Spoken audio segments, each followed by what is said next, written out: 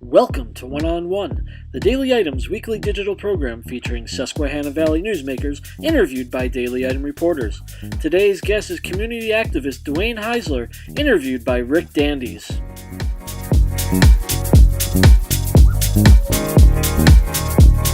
Up your new car game in March with a new Kia for just $99 a month from Sunbury Motors Kia.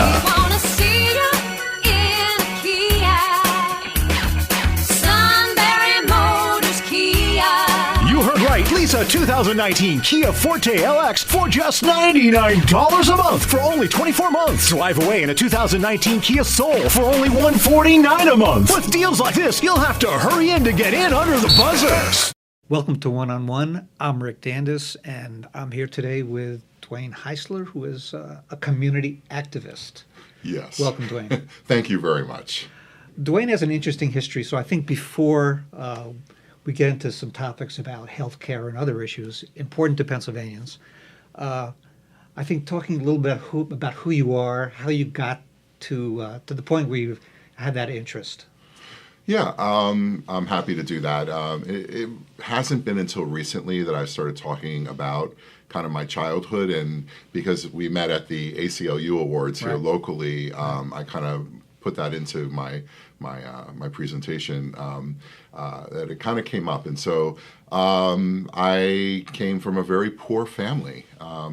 In fact, I didn't even know who my dad was. Where were you from? New York City? Yeah, so I was born in Brooklyn, but then my family moved around a lot. They moved to different places in the Allentown, Whitehall, that area, and then they moved back to Brooklyn. So some of my earliest memories are from Brooklyn, North 7th Street, Wythe Avenue, and Kent Avenue. Flatbush. There you go. Okay. So I was pretty close to Greenpoint, at Williamsburg Bridge, Greenpoint, that area. And at that time, it was a small Polish neighborhood when we had gone back there. So in elementary school, that's where I was. And I remember what it was like to live in poverty. I mean, I know what it's like to be the trained kid when the bill collector comes to the door or the phone rings. I know what it's like not to have a vehicle, or when you did have one, it was broken down more than it was not. So having to use public transportation.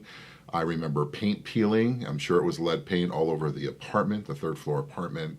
I remember not being able to sleep because of adults arguing in the room next door, turning on the light in the morning and watching the roaches just run across the floor and across the kitchen table and up the walls. Yeah. And the abuse, that often comes with poverty. Physical, being thrown like a bowling ball through several rooms as a kid, having social workers come by the house, and emotional, distress that often comes and around all those things with poverty. So I was happy a few years ago when I got to work with the United Way, and I worked on a program with them called Bridges Out of Poverty, and was able to put on some presentations. So it's hard to believe like what I do now and who I am now, coming from that background. And you have been a businessman and...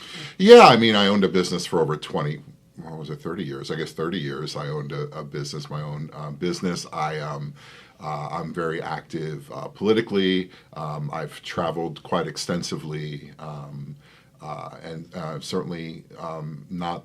I managed to escape. I managed to escape that, and that was not an easy thing to do. Well, I think the takeaway is that you weren't born with a silver spoon in your mouth. So here's a little funny story about that, a silver spoon. No, I didn't have a silver spoon, but there was actually a silver spoon in my family, and this silver spoon was passed along to the first Heisler in every generation. Well, when my cousin got it, he questioned it and said, how come you didn't get it? Because, how come Dwayne didn't get it? Because he's the oldest child. And they said, well, because Dwayne's not really a Heisler. He was adopted.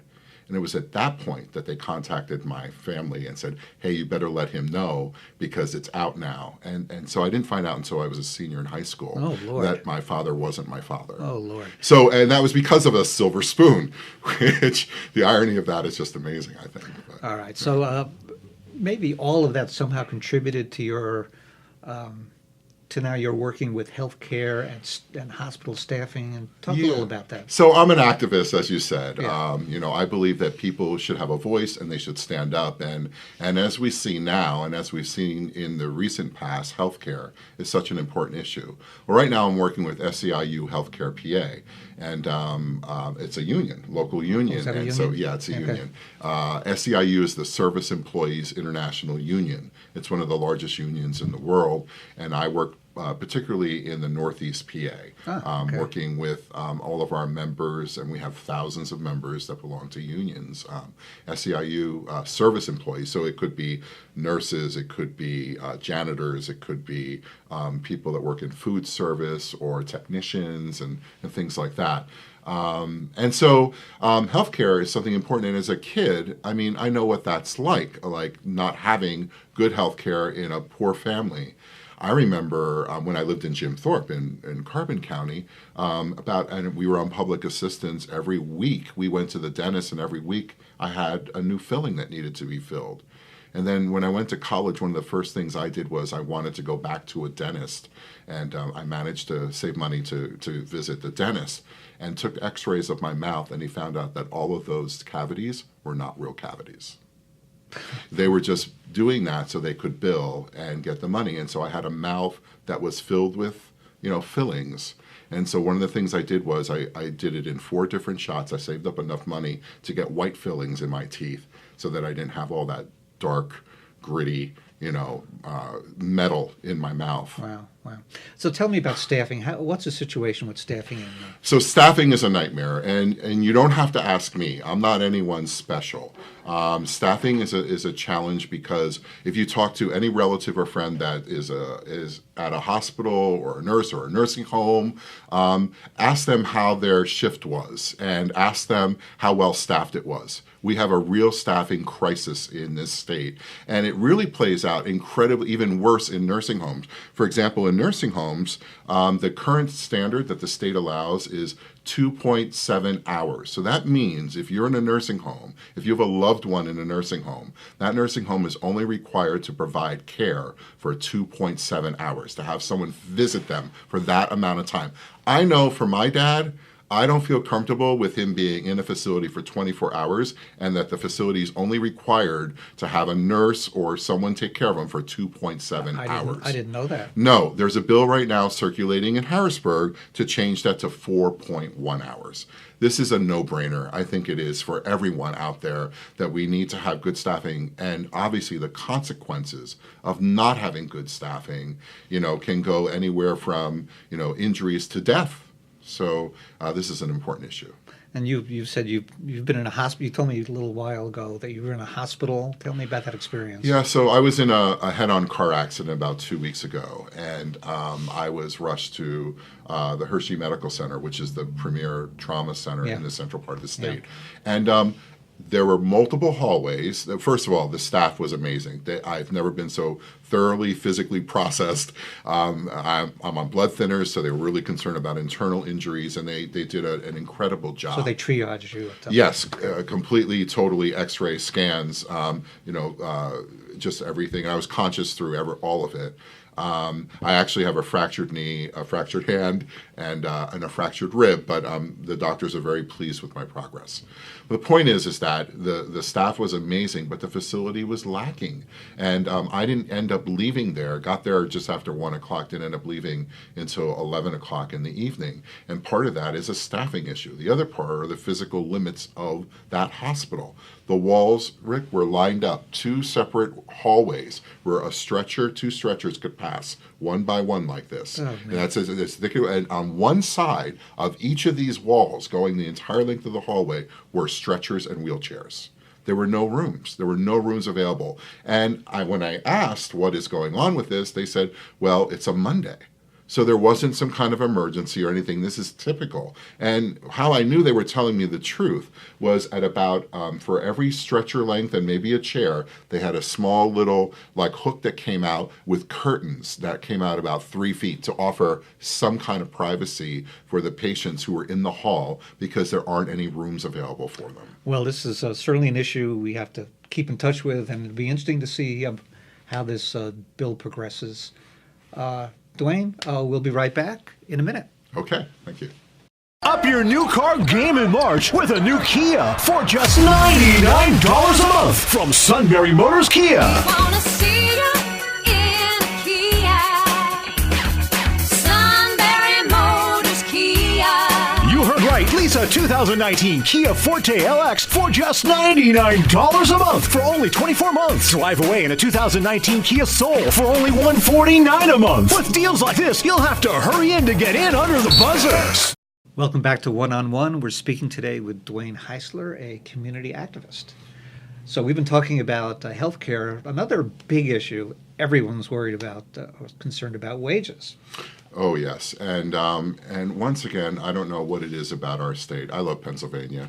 Pennsylvania has been good to me, but we are always, it seems, at the bottom of the barrel with everything.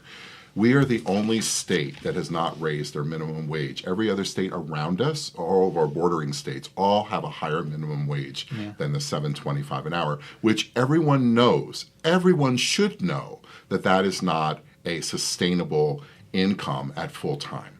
Right. And so I brought some numbers actually to be prepared for this for like Northumberland County and Sure. what that would look like. Sure. Because there's a bill that's circulating right now in the state legislature. It's the Fight for 15 is kind of the coin, but they're looking just to raise it to $12 an hour and then to gradually get Sure. up there at 50 cents per year. So it's not to shock small businessmen or anything like that. Yeah, or to shock anyone. It's kind of a gradual move with this. And let me tell you also that in almost every measurable way, all those states that are around us are doing better economically than we are, including their small businesses. So just an example of this. Sometimes people talk about, well, minimum wage jobs are just for kids, right? That's the starting positions and jobs like that.